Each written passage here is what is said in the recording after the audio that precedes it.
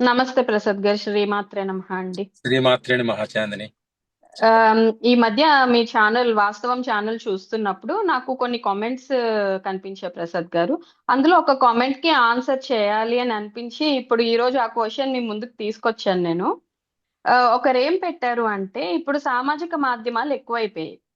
మనం చిన్నతనం నుండి ఒక దేవతని పూజిస్తూ ఉంటాము. లేకపోతే మన కుటుంబంలో ఒక దేవతని పూజించాలి. ఇలా పూజా విధానం ఉంటుంది. లేకపోతే మనకు ఒక ఇష్ట దేవత ఉంటుంది. వాళ్ళని పూజిస్తూ ఉంటాం. కానీ ఈ మధ్య సామాజిక మాధ్యమాలు ఎక్కువైపోవడం రకరకాల దేవతలు, రకరకాల మంత్రాలు. వాళ్ళు క్లాసెస్ కూడా పెడుతూ ఉంటారు. ఈ దేవత గురించి పూర్తిగా చెప్తాము. ఈ మంత్రం చేయండి. లేకపోతే ఈ మంత్రం చేస్తే మీ కోరిక తీరుతుందని. సో అందరూ వాళ్ళ ఆల్రెడీ నేర్చుకున్న విధానానికి డీవియేట్ అయిపోయి రకరకాల మంత్రాలు నేర్చుకుంటున్నారు. రకరకాల పూజలు చేస్తున్నారు. చాలా రకాల పూజలు చేస్తున్నారు. అది కాకుండా నా డౌట్ ఏంటంటే ఏ దేవత అయినా ఏ మంత్రం అయినా ఒక్క పరమాత్మ ఒక్క పరాశక్తి నుండే వచ్చింది కదా. సో వచ్చినప్పుడు ఒకే దేవతని మనం ఎందుకు కొలవకూడదు? ఎంతమంది దేవతలు కొలిచిన ఆ దేవత రూపంలోనే ఎందుకు చూసుకోకూడదు? ఎన్ని మంత్రాలు చేసినా లేదా ఒకే మంత్రాన్ని పట్టుకుంటే మన కోరికలన్నీ తీరవా? లేకపోతే ఆ పరమాత్మను మనం చేరుకోలేమా? ఇలా రకరకాల మంత్రాలు రకరకాల దేవతలు మొక్కాలా? ఇది నా క్వశ్చన్ ప్రసాద్ గారు. నేను యా ఈ కామెంట్ నేను చూశాను. దాంట్లో వాళ్ళకి నేను రిప్లై కూడా ఇచ్చాను. ఆ, ఓకే. సాధ్యమైన సాధ్యమైనంత త్వరలోనే మీ ప్రశ్నకి సమాధానం చెప్తానని. నాకు చాలా బాగా నచ్చిన కామెంట్ అది. ఎందుకంటే ఇది చాలా చాలా ఫండమెంటల్ క్వశ్చన్ ఇది. ప్రతి ఒక్కళ్ళకి ఇంక్లూడింగ్ ఈవెన్ నాకు కూడా కొన్ని సంవత్సరాల క్రితం ఇదే క్వశ్చన్ వచ్చింది. ఉమ్, చాలా మంచి ప్రశ్న అది. నేను చూశాను ఆ కామెంట్. అయితే చాందిని, దీనికి ఇలాంటి ప్రశ్నలు కానీ ఇప్పుడు మనం దానికి చెప్పబోయే సమాధానాన్ని కానీ అర్థం చేసుకోవడానికి బేసిక్ లెవెల్ నుంచి స్పిరిచువాలిటీలు కొంచెం డీప్ గా వెళ్ళిన వాళ్ళకి మాత్రమే ఆ ప్రశ్నలు వస్తాయి. మనం ఉమ్, చెప్పిన వాస్తవం అర్థం అవుతుంది. ఇప్పుడు అవునండి. ఈవెన్ నేను కూడా కొన్ని సంవత్సరాల క్రితం ఈ సాధన ప్రారంభం కాకముందు, ఈ స్పిరిచువాలిటీలో డీప్ గా వెళ్ళక ముందు కూడా మన హిందూ పురాణాల ప్రకారం ఎంతో మంది దేవతలు. సో ఈ ఉమ్, దేవతని పూజిస్తే అది వస్తుంది, ఆ దేవతను పూజిస్తే అది వస్తుంది అని మన పురాణాల ప్రకారం అదే ఉంది. అవును. సో అవును. మనం అలాగే నమ్మాము. బేసిక్ ఫండమెంటల్ భక్తి ఆ లెవెల్లోనే ఉంటుంది. ఉమ్, కానీ ఈ ప్రశ్న ఎప్పుడు ఉదయిస్తుంది అంటే ఆ స్పిరిచువాలిటీలో డీప్ గా వెళ్ళినప్పుడు. ఉమ్, సో భక్తి లెవెల్ నుంచి ఇంకా డీప్ గా, అంటే అవును. దేవతకి ఆది పరాశక్తి అనాలి, ఇక్కడ దేవత అనకూడదు యాక్చువల్ గా. ఈ ఆది పరమాత్మ. పరాశక్తి అంటే మనం ఇంతకు ముందు అనుకున్నట్టు కూడా ఆ సృష్టి, మన చుట్టూ ఉన్న సృష్టి, మన చుట్టూ ఉన్న ప్రకృతి, ఏ ఉమ్, శక్తికి అయితే ఎలాంటి రూపం ఉండదో అదే ఆది పరాశక్తి. అదే కదా మనం అనుకుందాం. సో అవునండి. ఈ ఆది పరాశక్తి తోటి ఎప్పుడైతే మనం కనెక్ట్ అవ్వడం మొదలు పెడతారో, ఉమ్, ఎప్పుడైతే నిజంగా ఆది పరాశక్తిని రియలైజ్ అవ్వడం మొదలు పెడతారో, అప్పుడే ఇలాంటి ప్రశ్నలు వస్తాయి.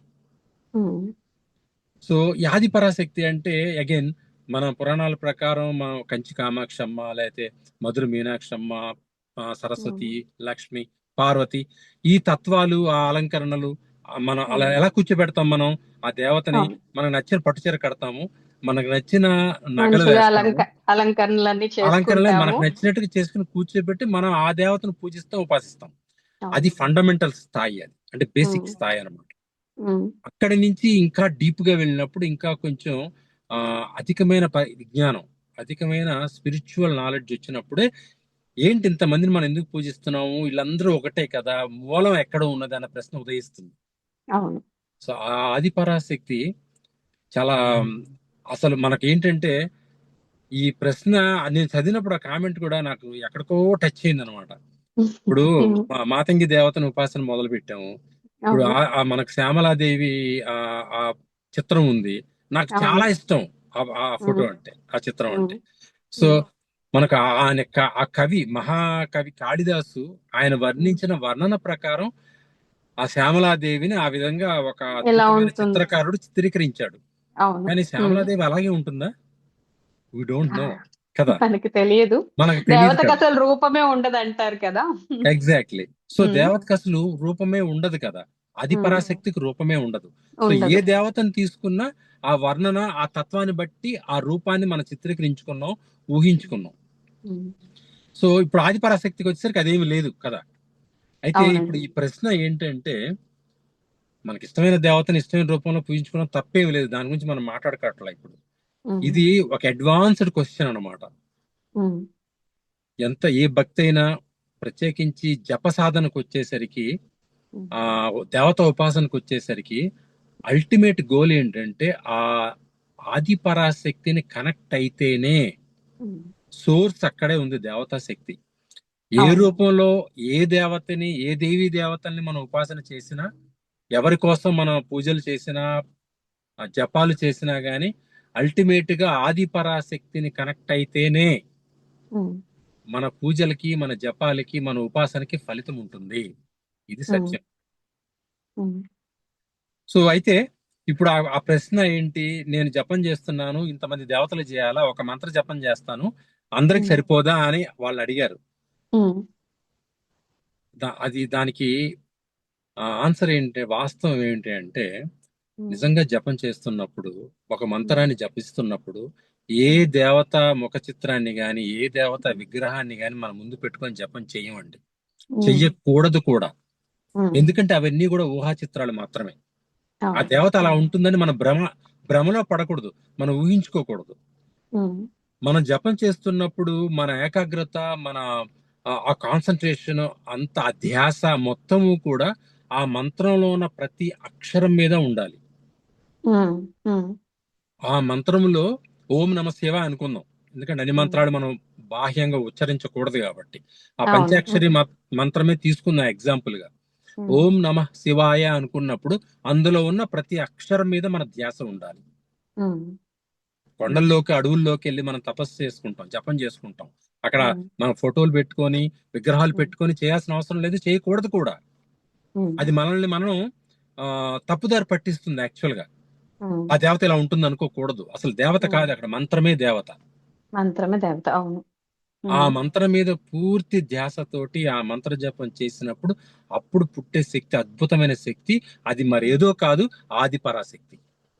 ఉమ్, సో ఆది పరాశక్తికి అప్పుడు మనం కనెక్ట్ అవుతాము.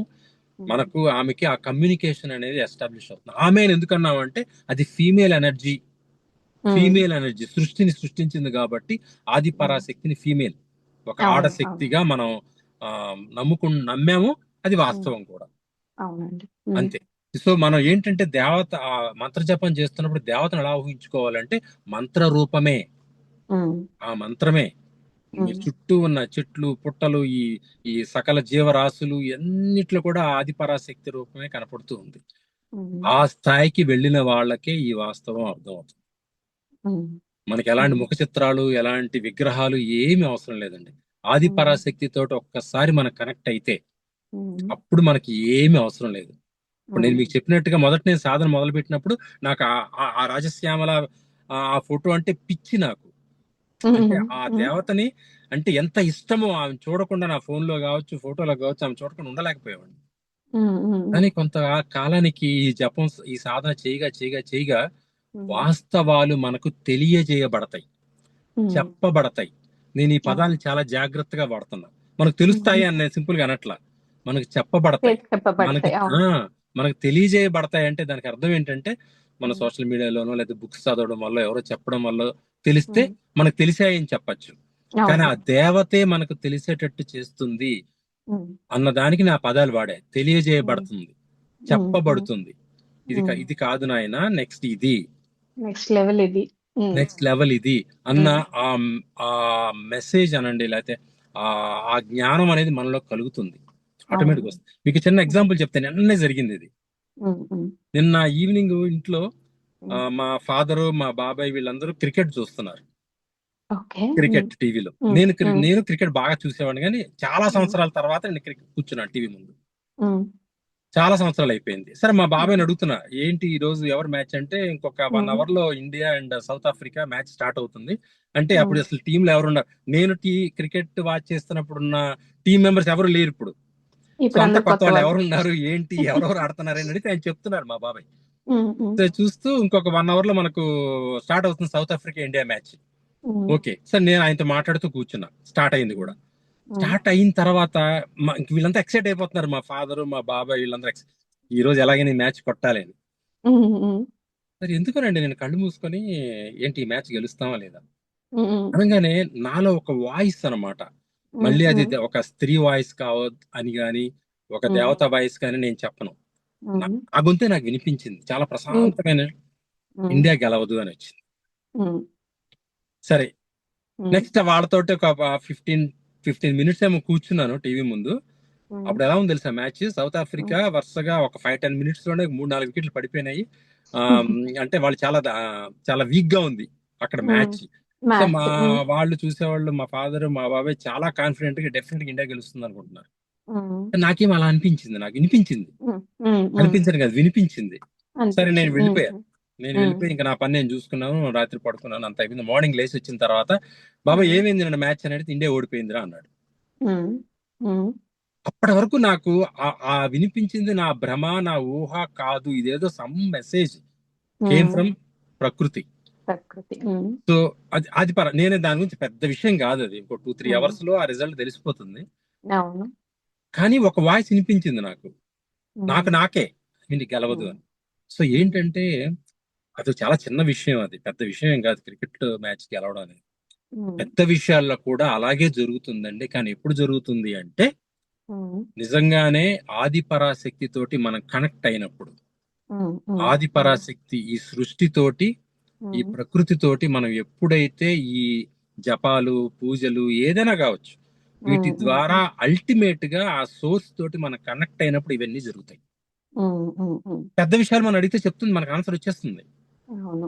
క్రికెట్ లాంటి విషయం కాదు, ఇంకా కొంచెం కాంప్లికేటెడ్, ఇంకా ఉమ్, కొంచెం పెద్ద విషయం మనం అడగాలే కానీ ఉమ్, అంత డీప్ స్పిరిచువల్ ఉపాసనలోకి వెళ్ళిన వాళ్ళకి వెంటనే ఆ సమాధానం ప్రకృతి నుంచి వచ్చేస్తుంది. ఇందులో ఉమ్, ఎలాంటి సందేహం లేదు. ఉమ్, ఉమ్, ఉమ్. అర్థమైందా? సో అర్థమైందండి. అల్టిమేట్ గా ఇప్పుడు ఈ ప్రశ్నకి సమాధానం ఏమిటి అంటే, ఉమ్, ఏ దేవత అయినా ఎవరైనా సరే ఒక్క మంత్రం చాలు. ఒక్కటే ఎవరిని మంత్రం. మన ముందు ఆ ఫోటోలు, విగ్రహాలు పెట్టుకోవాల్సిన అవసరం లేదు. ఉమ్, ఉమ్, ఉమ్, చక్కగా ఆది పరాశక్తి అంటే, ఆది ఉమ్, పరాశక్తికి ఆకారం రూపం లేదు కాబట్టి, ఈ ఉమ్, ప్రకృతే కాబట్టి ఉమ్, మనసులో కేవలం మంత్రాన్ని మాత్రమే మన మనసులో ఉమ్, పెట్టుకొని, కేవలం ఆ ఉమ్, మంత్రం మీద మాత్రమే మన ధ్యాస ఉమ్, పెట్టి జపం, ఉమ్, ఉపాసన చేయండి. ఉమ్, అది ఒక రోజు కావచ్చు, సంవత్సరం కావచ్చు, 10 సంవత్సరాలు కావచ్చు, వి డోంట్ నో. ఇంతకుముందు మనం ఉమ్, అనుకున్నట్టుగా అది మన ఉమ్. మన పూర్వజన్మలో మన సంస్కారాలు ఇవన్నీ కూడా దాని మీద ఆధారపడి ఉంటాయి. అవును. దేవత ఉమ్, కనెక్ట్ అయి ఉమ్, తీరుతుంది. ఆ ఉమ్, ఆది పరాశక్తి తోటి మనం కనెక్ట్ అయి తీరుతాం. ఉమ్. అర్థమైంది ప్రసాద్ గారు. అంటే మనం ఒక లెవెల్ ఆఫ్ ఆధ్యాత్మిక ఉన్నతికి వెళ్తూ ఉన్నప్పుడు అప్పుడు మనకు అర్థమయ్యే చాలా డీప్ నాలెడ్జ్ ఉన్న ఒక క్వశ్చన్ ఆన్సర్ కూడా ఇది. అందరికీ అర్థం అవదని నాకు అనిపిస్తుంది. ఎందుకంటే రకరకాల దేవతలు మొక్కుతుంటారే, వినాయకుడు అంటారు, శివుడు అంటారు, లేకపోతే విష్ణుమూర్తి అంటారు. అందరినీ మొక్కుతూ ఉన్నప్పుడు లేదు, నువ్వు ఒక్క మంత్రాన్ని పట్టుకో, దాని మీదే సాధన చేయు, చేసినప్పుడు నీ అల్టిమేట్ గోల్ చివరికి అందరి లక్ష్యం ఏంటంటే ఆ ఆ పరాశక్తినో లేకపోతే ఆ హైయెస్ట్ లెవెల్ ఆఫ్ ఎనర్జీతోనో మనం మమైకం అవ్వడమే దాని మెయిన్ గోల్, అంతే. అది మనం కలిసినప్పుడు మనకి రకరకాల దేవతలు, రకరకాల మంత్రాలు, రకరకాల పూజలు, ఇలా చేయొచ్చా అలా చేయొచ్చా అనే భయము ఆలోచన కూడా రాదు. కాబట్టి భయపడొద్దు, ఏదో ఒకదాన్ని పట్టుకోండి. మీరు ఒక్కసారి ఆ పరాశక్తితో కనెక్ట్ అయిన తర్వాత మీకు అంతా అర్థం అవుతుందని మీరు చెప్పారు. ఎగ్జాక్ట్లీ అండి. ఎగ్జాక్ట్లీ. ఓకే, నాకు థ్యాంక్స్ అండి. నాకైతే అర్థమైంది ఈ క్వశ్చన్, కానీ ఇది ఎవరు వాళ్ళ ఆలోచన విధానం బట్టి, వాళ్ళు అర్థం చేసుకునే స్థాయి బట్టి ఉంటుందని నేను ఉంటుంది. అనుకుంటున్నాను. అంతే. అవును, అవును. ఓకేనండి, మరో ప్రశ్నతోటి మళ్ళీ ఇంకోసారి కలుద్దాం చాందిని. తప్పకుండా ప్రసాద్ గారు. ఓం థ్యాంక్ యూ శ్రీ అండి. మాతంగిన్యే నమః. శ్రీమాత్రే నమః అండి.